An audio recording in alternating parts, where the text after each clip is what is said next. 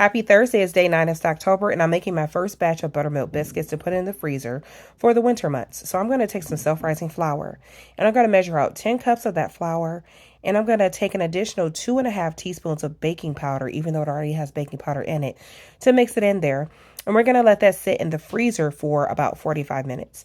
The reason I added the additional baking powder is because we're going to freeze our biscuits, and we want to make sure we get a good rise on them once we put them in the oven. When it's time to use them.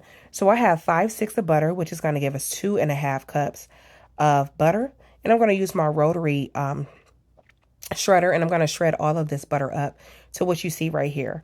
And then I'm also going to use 5.5 to 6 cups of buttermilk, but I'm not going to add exactly that much, okay? So I took my clean hands with this cold flour, and I got everything all mixed in. And then I began to add in my buttermilk. I'm going to add in 1 cup at a time. So when I added the first cup of buttermilk, I took my spoon and I mixed everything around. For the second cup, I took my clean hands and I began to mix it up because I wanted to get everything well incorporated, but I didn't want to over mix it, okay?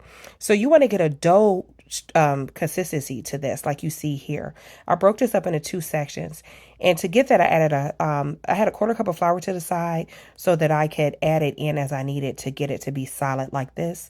And I took the top of a mason jar ring, and I just started to make my biscuits. Don't twist it though, because it'll put those air pockets in there, and it might not give you the best rise that you want, but this is what they look like. I was able to get 27 biscuits.